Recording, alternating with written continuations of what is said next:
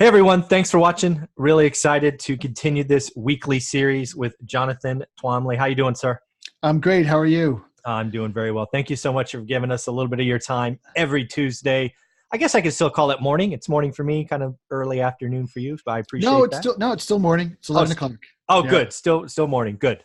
Yeah. One of the things I thought we would do is we need to talk about your private Facebook group more because it is not only impressive for size and growth, but you're doing something that not a lot of others are. And that is not only putting out original content, posing thought-provoking questions, but you are being super selective about who gets in and more importantly, who stays in.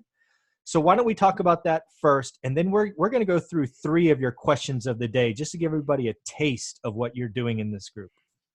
Okay. Well, that's great. I mean, I'm giving away some secrets here. So all those other Facebook group owners can start copying some of this stuff, for good or for worse. But I am very serious about keeping the group to be spam free and kind of have the right tone. And part of it is selfish. I mean, it's my group. I've spent a lot of time building it. I feel like I should be the one who's allowed to sell stuff in the group. I think people will, nobody's paying me to do this. So that's the compensation I get, which I think people will regard as fair. But more importantly than that, like I want to keep it to be a valuable group for everybody. And if it's full of, people who are posting deals that, they found on LoopNet or worse, like, the guy who just got his agent's license last week, who heard of a deal from a guy, who heard of it from another guy, who heard of it from another guy, who heard of it from another guy. And, Right.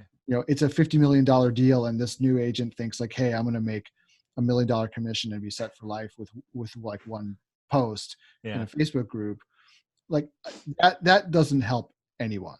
Right. So I really want to keep that stuff out. Plus there's the scammers. And like, I noticed when I first set up the group that, I don't know if do you know what binary options are? No. So binary options are basically a scam that started in Israel a few years ago, where it essentially, they call it an option, but basically what it is it allows people to make a bet on whether a certain stock is going to be above or below a given price on a certain day. Right. And they called it, options to make it fancier, but it's basically betting, right? Yeah. You're basically just betting, like, over unders. Yeah. And either you win or you lose. Right. And so it was actually outlawed in Israel a year or two ago. But there were people out there who were like, I guess selling, to make the scam even worse, they were like selling people on these programs to show how they could make money, how basically they could be the casino. Oh, wow. In the binary options thing, to get people to sign up with them and of course, like, that these things always work. The house makes money on these things, right? So this is basically like, so there are all these people who were coming into the group who were then posting their binary options offers. And when that started happening, I realized like, okay, I really have to be very diligent about keeping these people out. So that's when I started having like, entrance questions saying people, do you promise not to spam the group, and group rules and things like that. First started to keep those people out, but then there are always still people who come along who, want to post a deal. They want to advertise their service. They, whatever it is that they want to do. And the thing, not only does it really mess with the quality of the group, but I have to say, like, it's bad advertising. This is really bad marketing, people. Like, if you go, let's just say you have a roofing business, and you go into a group like mine that has, now we're closing in on 9,000 members from all over the US and Canada. I try to restrict it to the US and Canada, basically. But you've got 9,000 people from all over North America, right? And you come in and you say, hey, I'm offering roofing services. Like, where are you offering roofing services, right? This, like, is it, like Secaucus, New Jersey? Yeah. Or is it someplace in Texas? Mm-hmm. Or is it Saskatchewan? Like, so people come in and they, first of all, they don't even think that far. But the second thing is, like, I actually have no problem with people coming into the group who, like a guy who's a roofer, to come into the group and talk to people about roofs. Right. And There's keep a on difference. saying, like, keep on saying, like, hey, are you guys paying attention to this? Are you guys paying attention to that? Hey, I'm happy to answer your questions about roofs. Right. And then if somebody then later says, hey, I need a roof, where are you located? Right. Can you help me? Like, that's great. Like, if people can develop business in the group that way, I'm perfectly happy with it. But most people, to be honest with you, are too lazy to put in the effort to essentially do what I've done and what you've done. Like, you've put in all the effort with your podcast to develop an audience, develop a relationship with your audience. It's taken you years. Yeah. Right? I've done the same thing in that Facebook group. I've developed, I think I started it in 2017.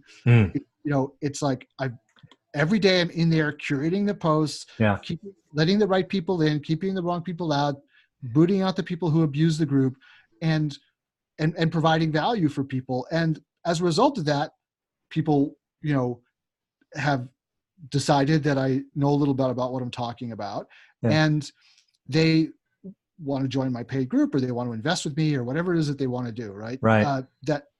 I've developed relationships with them that way. But you don't get anywhere by going into a group like this and just dropping a post and thinking like you're going to get business from it without doing the work to develop relationships with people. So I keep the links out. People, I tell people you're allowed to respond. If someone asks for help, you can respond, but you can't post your links. And so people abuse that all the time. They're constantly posting links.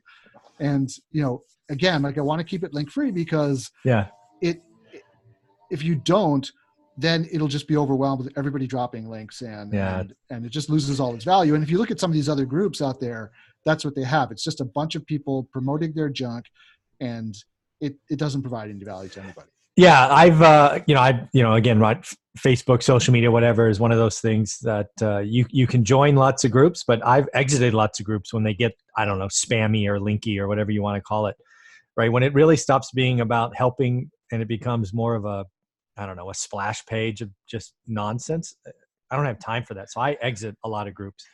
And I don't think we've actually said the name of your group yet on this interview. So that's shame on us. What is the name of the group? So the name of the group is Multifamily Investment Community, or MIC, because Multifamily Investment Community is a big mouthful. But yes, you can find it very easily on Facebook. Just search for it. But as I always say, part of the way that I keep this group, sort of user-friendly and valuable, is to require people to answer these questions when they try to join. The problem is that Facebook only shows the questions to you when you log in from a computer. Yeah. So when you go to the group for the first time, do it on a computer, and then you'll see the questions and you can answer the questions. And if you say yes, you won't spam the group, then I'll let you in. But if you go, and after that, you can use your phone. It's just only that first time. But if you try to seek approval to the group from the phone, then Facebook doesn't show you the questions, which is nuts. Automatic decline, yeah.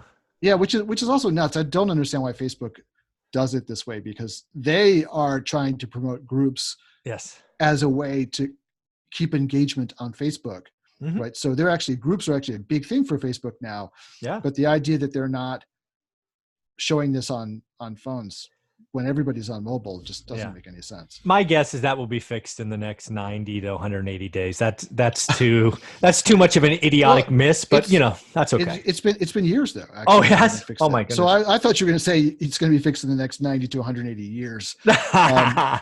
So we'll see. Maybe we'll see if we're still alive when they fix it. There you go. Well, I want to get into the questions of the day. I think one of the things you've done that's really, at least it's caused me to go back and look every day, is the questions of the day, because they are, they're simplistic, right? They're 20 words or less usually, but they're so thought-provoking. So I thought we would pick out a couple and we would answer them together, because, sometimes when you have 20 words, the intent of the question is missed, right? You can answer the question, but miss the intention. So I thought we'd go through 3 together and, give our answers. So there you go. Sure. Let's do it. And then everybody hope you'll go in and participate too. I mean, they're just meant to be fun and get discussions started and get people to, you know, sort of showcase their knowledge and showcase their thoughts on stuff. So All right. it's really for fun. Yeah. So what I thought maybe I would, I'll read the first one and you could answer it first, and then we'll just flip flop. Okay. So the first one we're going to was actually posted on January 15th. So if you go to the group, you can check it out and see for yourself. Please leave your thoughts. And it's, how and why did you first become interested in real estate investing? Jonathan, how would you answer that one? Yeah, gosh. I mean, I had a lot of real estate stuff going on as a kid, actually, because I had, my dad was an architectural historian. And I spent a lot of time as a kid, like running around looking at buildings with my dad. And on top of that, my dad and I mean, mostly him, but I was a kid, but I helped. He bought this, 1810 farmhouse outside New York City when I was about 9 years old. And because he didn't want to pay anybody to work on the house, he restored the whole thing, himself, basically. Wow. And so I helped a lot with like just doing all kinds of work on the house. And I guess I just always kind of just liked, houses and buildings and stuff. And then on top of that, when I was a kid, I remember like reading the Sunday paper, and it had the real estate section. And in the back, like we get the New York Times magazine, and in the back, it would have all these advertisements for these like mansions, right? Like in the real estate section. Yeah. And I would just like look through those things and be like, oh boy, like someday, I want to live in one of these. And so but it was much, much later. I never really thought of like real estate investing as something that you could do until much, much later. And then I guess it must have been, I don't know when I first became conscious of it. I guess at some point I sort of just knew that like, yeah, you could buy buildings and rent them out and make money. Yeah. But I think it was really, like a lot of people, I think it's sort of the lead up to the bubble last time when there was just a constant like, real estate investment, house flipping, and the constant barrage of that. Every time you turned on TV, like there was, it seemed like every show, like now every show is about Alaska when you turn on the TV. Yeah. Like back then, every show was about flipping houses, and so, or staging houses and selling houses. And so, I started, I think the seed was planted at that point. And then much later, when I was a lawyer and getting really tired of that career and thinking about what to do next, I was really interested in investing in general. And I did think first about trying to break into the field of equities investing, but that just was really, I was too late for that.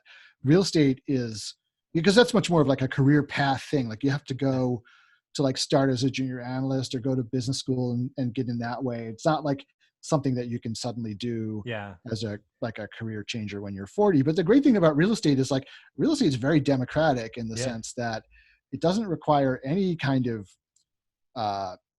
degree, right? It doesn't require any kind of like specialized training, although it's good to get some, but to learn how to do certain things like underwrite or whatever. But it doesn't, there's no gatekeepers for real estate. Like if you've got the money, you can go buy an asset. Now, if you go and run that, you can run it into the ground. And I see this happen all the time, especially with really smart professionals who think like, oh, I'm a doctor or I'm a lawyer and I have an advanced degree and I'm really smart. And so that means I can do something easy like own real estate, and they don't realize the complications that are involved, and they proceed to run the asset into the ground, especially if it's multifamily. I think it's a little harder to run a single family house into the ground, but you can. It can happen. It can, but you can definitely run a multifamily because that's like an operating business, right? Yes. So now I completely lost my own train, got myself off on this tangent, but I what I was talking about was that it's very democratic. You can break into it. So once I realized that, and I realized it was sort of a viable career change option for me, then I went into it sort of professionally. But the interest really comes from, it's a long process, but starting from when I was a kid and just kind of working on buildings and looking at buildings and stuff like that. How about you? How did you get interested in it? So if we go back to kind of the same journey you went through, as a youth, real estate for me was, we were always one mortgage payment away from losing the house when I think about it, right? Because, my parents didn't have a lot. My mom was a stay-at-home mom. My dad, had a high school GED, I think, or maybe, I don't know. His story always changed. Did he graduate or did he not? I don't know. But anyways, didn't make a lot, and money was a stressor, and the mortgage payment. We never did lose it, right? The house that we grew up in, and I left when I was a teenager was the same one. But man, there were many times where we were one weekend away from losing it. And that was my first conscious understanding of real estate. And it was a negative one. It's like, you could lose your house. It's, it was just horrible. So it was nothing I thought about until I was 30, right? So I did the whole, go to school, get a good education, get a good job, go back, get an advanced education, right? Which was unique in my family. I'm the only one with a 4-year degree and a master's degree in my family, both mom and dad's side, all cousins, all aunts, all uncles. So it is what it is. And then I started making decent money, right? I made more money than my parents combined by the time I was 25, and quote unquote, I was the successful one, but I had nothing to show for it. And it was my 30th birthday. For whatever reason, I bought that purple book called Rich Dad, Poor Dad. And it changed my mindset. It doesn't tell you how, it doesn't really tell you a formula. It doesn't do anything. It just changed my mindset for the rest of my life. And it was the first introduction to rental real estate, right? Nobody in my family had any money. And thus, other than my parents, and I think one aunt had a home.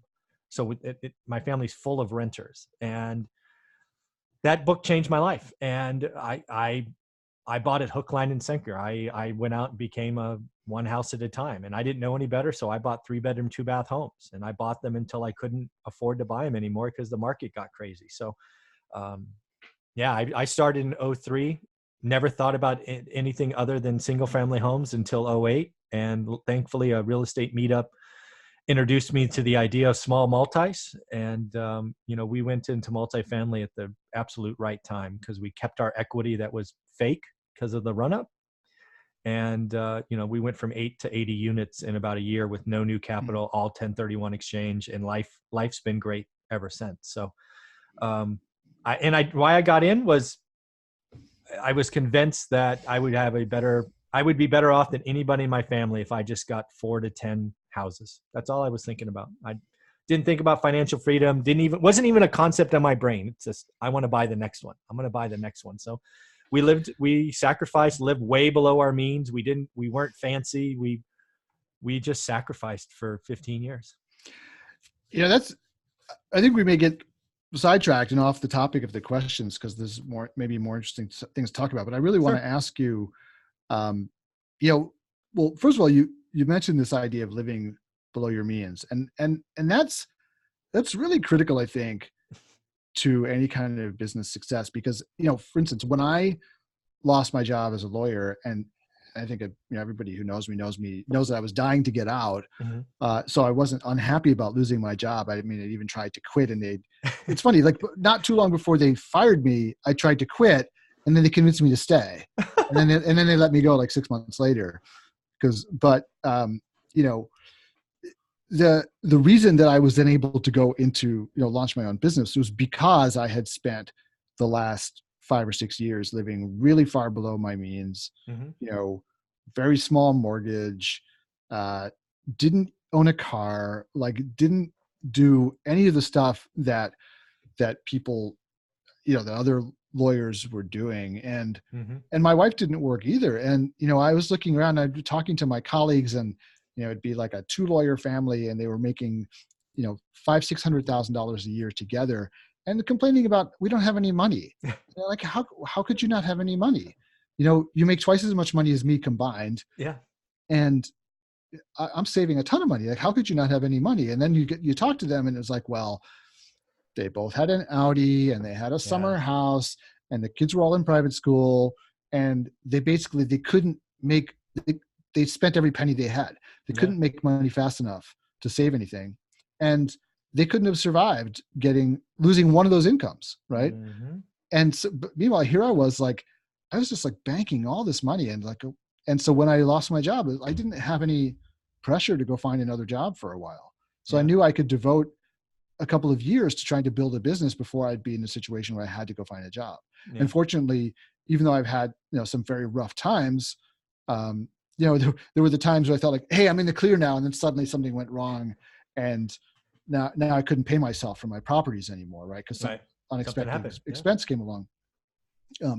Even though I had some times where like, there was one time when my wife was like, Jonathan, you got to go get a job. And I was like, I can't do it. Like, give me 6 more months. I will figure out something to right the ship. And I did.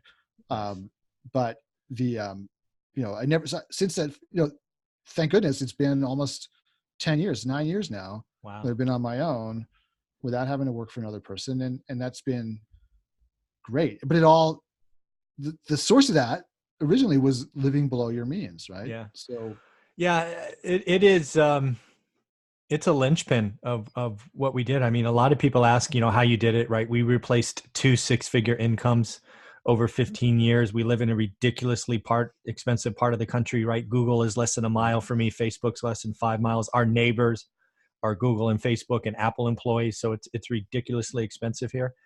But the linchpin is we live below our means. And I mean, we lived below our means, right? For 15 years, people just don't get, I actually call it sacrifice because people don't like that word, but we made conscious decisions. We went from living on 100% of our income to 50% over a course of about 4 or 5 years, whacked things out. We took care of all of our needs. That's another thing I talk about. All our needs were taken care of. Our daughter's needs were taken care of. She probably got half of her wants. We got no wants. We cut all wants out. And, that allowed us to say, earn a decent living, save, invest, earn, save, invest. And, I remember a very trying time because building financial freedom is hard. It takes forever. And I remember a time coming back from like our 5th housewarming party, right? Somebody in my company that reported to me had a housewarming party that was in a nicer area and was a nicer home. And I remember coming back and bawling in the car. I was crying, right? Men don't like to talk about crying. I was crying like, honey, it's 8 years in. I don't know if this is the right thing. Did you see that house? Oh, wouldn't it be nice to have that backyard barbecue and la, la, la, la, la, la. And it was a rough day. But we kept going for another 7 years. And you know what? Our house is free and clear. We have a house in New York for our daughter that's free and clear. We're doing just fine. And lo and behold, the individual that was, below me in the organization has a $30,000 property tax bill and it's going to have to work till he's 90. And, so, I mean, it worked out, but man, I remember that day vividly going, I don't know, man. I don't know. It was rough.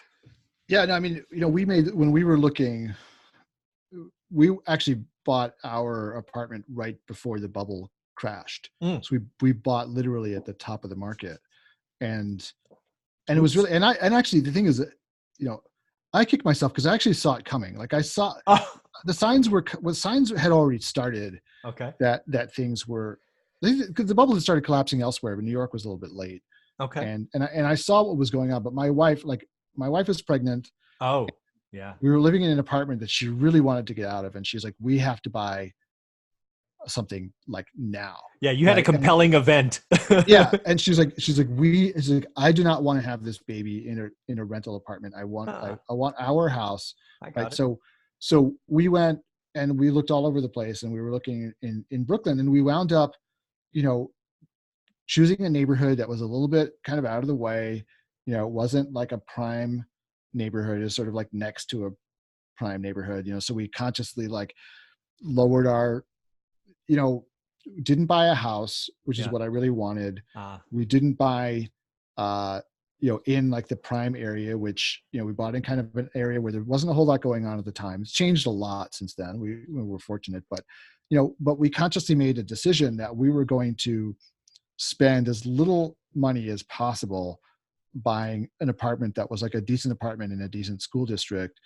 And just not like, I remember talking to mortgage companies and they were like, well, you could borrow this much money and you could do it with a more interest only mortgage that'll reset and I was like, why would I want to do that? Like, it's like, I don't want to borrow that much money. This is how much money I want to borrow. Mm-hmm. I want to borrow a very small amount of money to just bridge the gap between what we've saved up and what we need. Yeah. And, so that I totally hear you. And I still, we still live in the same apartment, and I still, Oh, that's good.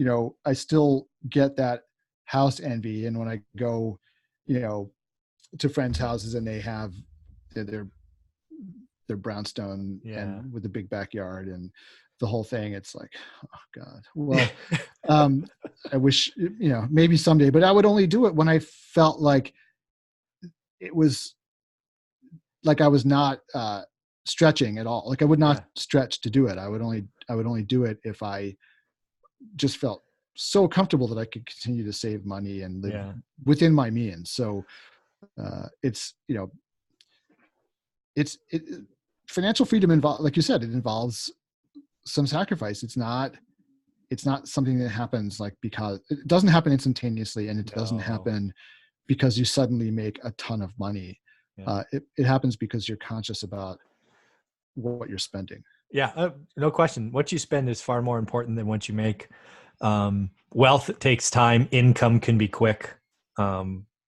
It's people just don't get it, and they want the easy button, or the get rich quick or whatever. And I'm sorry, I'm living proof. It can take 15 years, but I'm also here at now I'm 47. I left at 45. It's worth it, but you will have some trying times. I mean, it's not fun for me to admit that I pulled over and was crying in my car with my wife, going, "Honey, I don't know."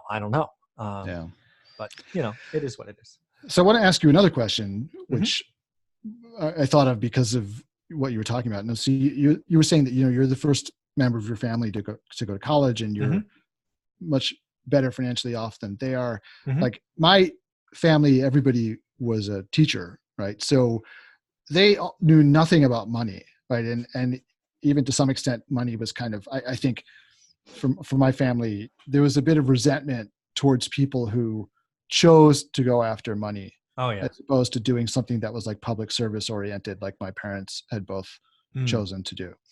So I got a lot of really negative money messages from my family that I had to overcome.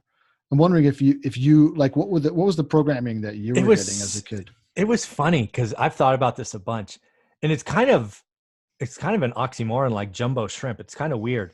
So making an income in my family was celebrated, right? A record income, a record job, a pay raise, whatever you can do to get it from the man, right, was celebrated.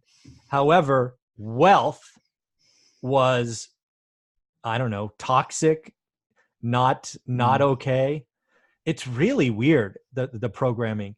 Again, everything I was taught was go to school, get a good job, get a good education, climb the corporate ladder. It was all income, make more income, so you can buy pretty things.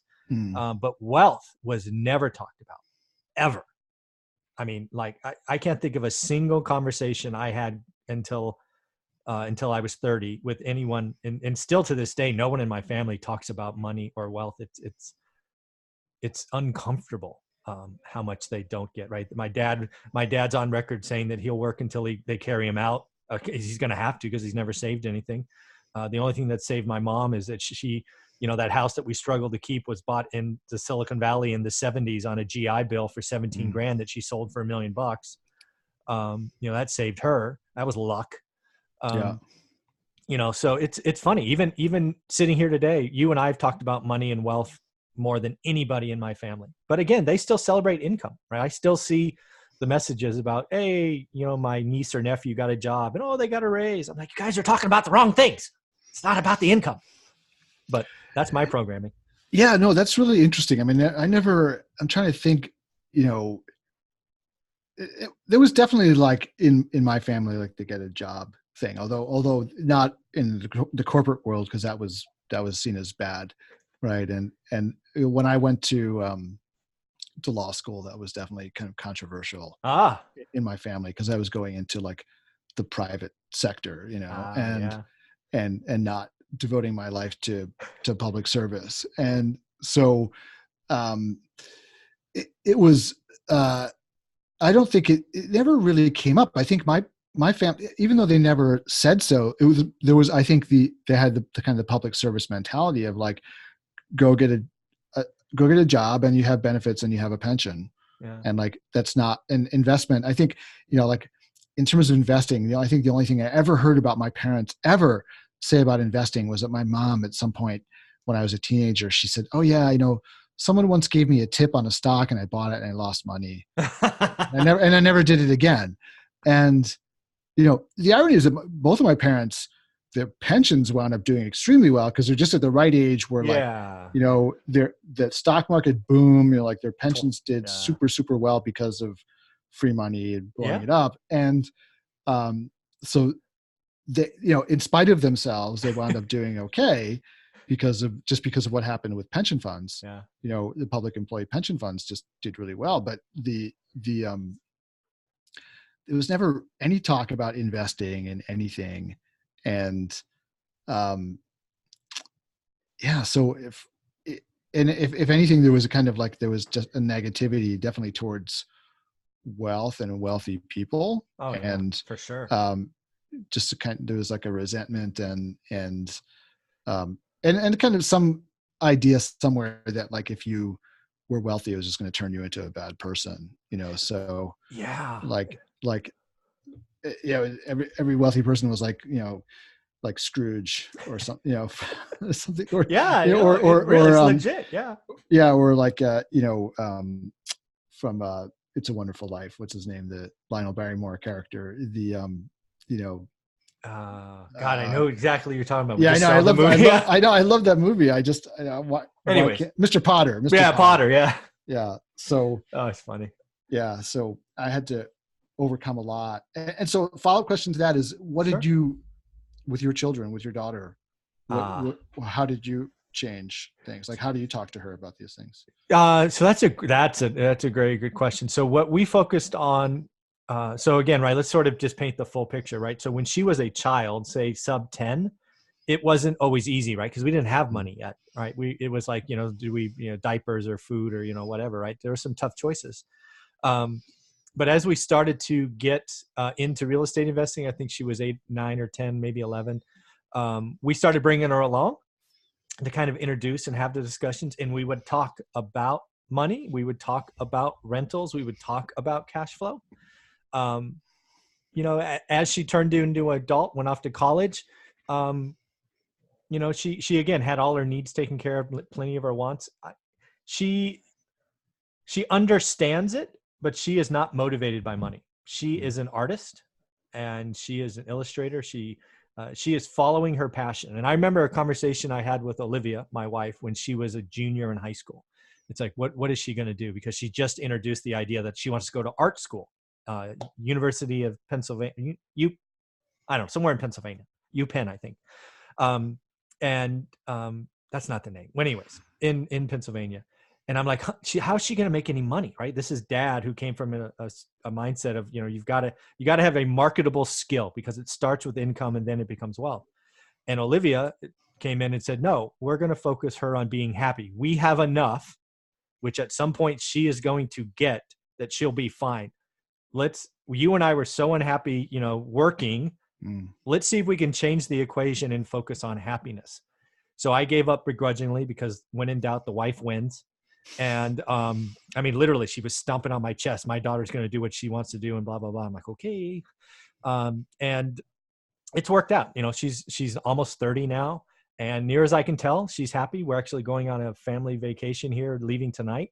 So we'll see her and make sure. But I still wish she understood money more and did investing more, but she is living the life that her mom dreamed for her. And of course she will be taken care of when we inevitably pass on. So that's her story. My kids are still too young to really be talking with them seriously about this, but what I've tried to do is to, we got a fire alarm going off here, but what I've tried to do Can't is, hear it, so we're good. There's just a light flashing over there. I'm sure it's a test, but if I smell smoke, I might have to run. But what I've tried to do is just protect them from negative messages about money so far. Yes. And kind of just kind of like throw in little like hints about that being affluent is good and like, not having stuff, because we don't like my wife is Japanese, so we don't have any stuff, right? She Yeah. just like hates stuff. Minimalism. So Yeah. yeah, she's just like, oh, I saw you bought a new book. I want you to throw. I'm like, I'm not throwing away books, honey. But she's like, you bought a book, so you have to throw away another book. I don't want any more clutter. So the compromise is I take them to my office, right? So I have books in my office, but so the kids are not like living a life of clutter, but but I want them to understand that that wealth is not something to be ashamed of. You shouldn't run away from it. I hope that one or both of my daughters winds up doing something sort of business oriented. But I also have really, and probably because of similar experiences, have focused really heavily on trying to encourage them to do what makes them happy in life, because I spent so much time like either trying to please other people or then going into a career that I hated, that I spent just far too much of my life being unhappy work-wise. So I really want them to focus on what makes them happy. But my actual view of this question, I really believe that if people are doing what makes them happy, they will become more affluent, right? And I also really believe, I've also you know me, I am a contrarian thinker in a lot of ways. When everybody is saying like, oh, STEM, like you have to go do math and science jobs or what, I'm like, it seems to me those are the jobs that are most easily replaced by machines. Absolutely. It's the art school students who are going to have like the only human marketable skills left, in 20 years, the creatives, right? Nobody else is going to have a job. So if you're not doing something that involves some higher level of thinking that machines can't do, or some kind of creativity that machines can't do, like you're going to be screwed. So I agree with you. I think the art school thing, like everyone makes fun of it, but hey, like that, I think those are the people who are going to be left standing at the end of the day, because you can't, machines just can't be creative. No, I totally agree. The I don't know, what is the next one, Gen Z or whatever. This whole I think the whole employment market is evolving, right? From, the pension based of our parents to, kind of work for the man and change jobs 5 or 6 times for us to independent, 1099 work. I think it's all evolving. So yeah, this has been a fun conversation, and we did all of this with just one of your questions of the day. So again, folks, if you're watching this, be a part of the group. Ask to be a part of the group. Go to your computer first, because you must answer the questions or you will get denied. Jonathan, any closing comments as we wrap this one up? No, not at all. But this was just fun, and I think that the real estate podcast world, I think, is full of like the same stories being told over and over and over again. And I think it's great to kind of get a little deeper into the kind of human issues behind what's going on. Because I think, honestly,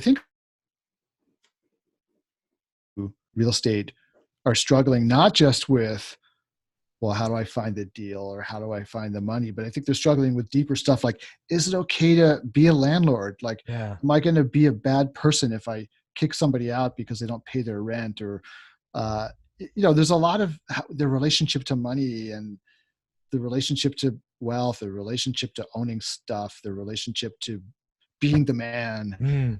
Like there's a lot of stuff going on in people's background, like in the back of their heads, that keeps them from moving forward. So I think it's helpful to tell people out there who are just starting this journey, like, hey, Michael went through this, right? Jonathan went through this. Like, it's okay. This is normal to go through. And if you're going through it, it's fine. Just keep going. Just keep pushing forward. Very, very cool. Well, Jonathan, thank you very much. This is always so much fun. I love our conversations. Thanks again. All right. Thank you.